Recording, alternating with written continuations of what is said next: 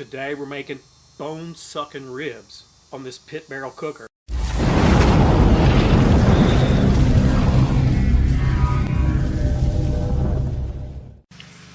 I've got one rack of St. Louis style ribs. And what I did was last night I seasoned them with this Bone Suckin Sauce seasoning and rub and let it sit in the fridge overnight. And now I'm just going to touch them up. Don't know if you've heard of Bone Suckin or not. They're out of North Carolina. Multi award-winning sauce and rub company.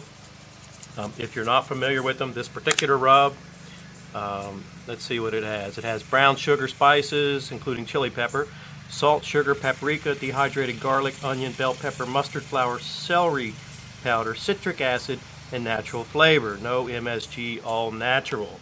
Okay? So all I'm going to do, just touch up the top. I did season the bottom side last night, and I did remove the membrane, but I'm not going to mess with seasoning the bottom side here today. And what I'm going to do is this pit barrel cooker, I just started it. I'm going to let it go 10 minutes, and then we'll put these on the cooker. Now this is my third time making ribs. I'm going to do this a little bit different. Third time making ribs in the pit barrel cooker.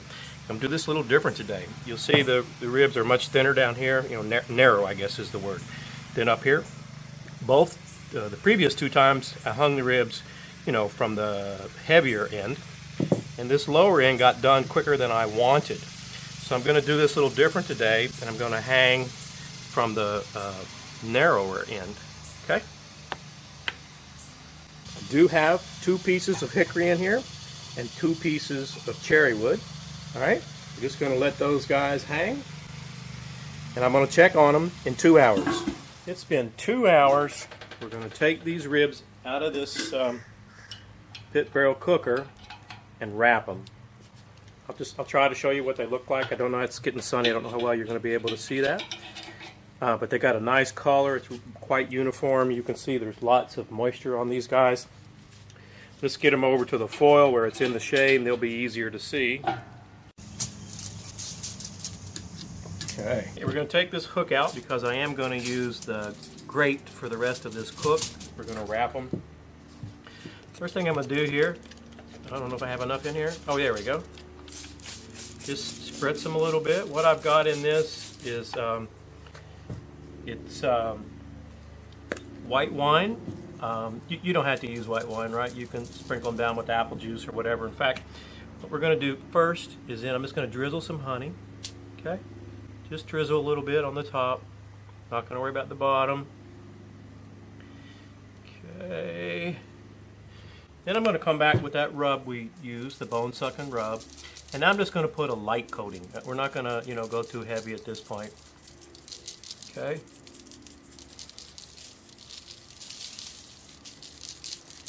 Just a light coating, all right?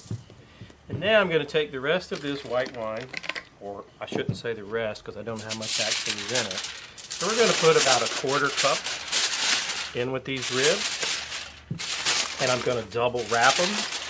Just, put it down in here, a little moisture, get some steam action going. Okay.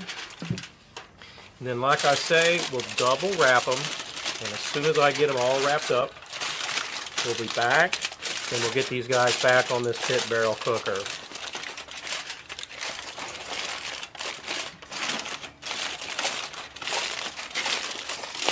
Let me get this rod out of here. Right.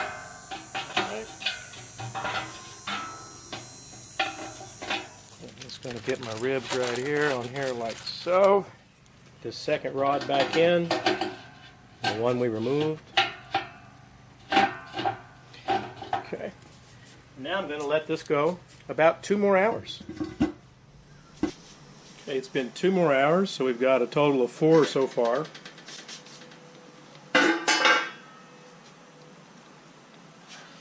We're going to take these ribs out of this pit barrel cooker. Alright. What we're going to do now is sauce these guys. This foil's hot, so don't do what I'm doing. Alright. Let's have a look at them. The smart thing to do is let this cool down for a few minutes so you don't burn yourself. fact, I'm going to have to because I'm about to burn myself, I think. Let's see.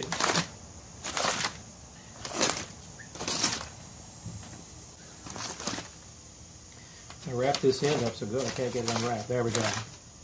Okay. All right, you can see our ribs. They got nice color on them, plenty of moisture. What I'm going to do now, and we're going to move them back over to the pit barrel cooker, and then we're going to sauce them up with this Bone Suckin barbecue sauce. Now they make, you know, multiple versions. They make a spicy version. This is the regular version. They make a thick. But the ingredients on this, if you've never used Bone Suckin: tomato paste, apple cider vinegar, honey, molasses, mustard, horseradish, lemon juice, onions, garlic peppers, natural hickory smoke flavor, natural spices, salt, and xanthan gum, which is a natural thickener.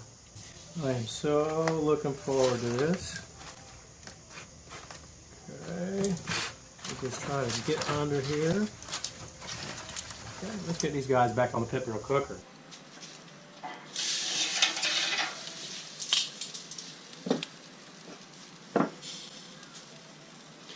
Now I'm just going to take this Bone Suckin sauce, you know, not too challenging here. Sprinkle a little bit on. Then we'll just take this brush and make sure we get it. And again, I'm not going to worry about the bottom side. I usually don't sauce the bottom side of ribs. Most all the meat's on the top. I've done it both ways, and I don't really see a big difference when I sauce the bottom, other than a little bit extra work. Alright, it's been 20 minutes. Let's get these ribs off of this pit barrel cooker. Let's move this out of our way.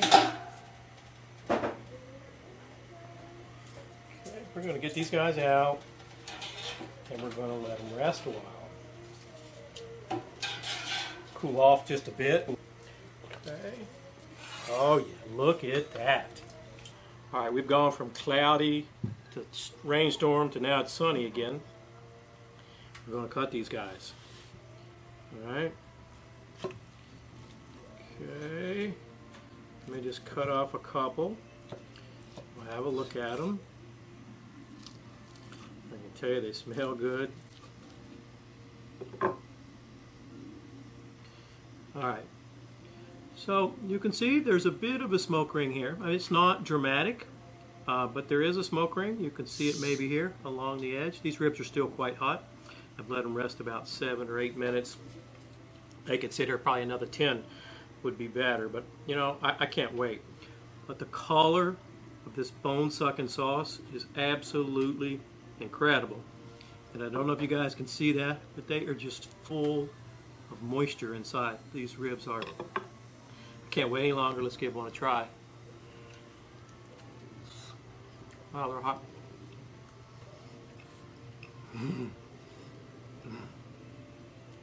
Okay, these ribs are fantastic. They fall off the bone, so you know, if you're one of those competition guys, you know, that likes to tug, then these are cooked a little bit more than that. I mean, they are some of the most moist. Is that the way you say it? Is it moister or most moist? I don't know. They're extremely moist.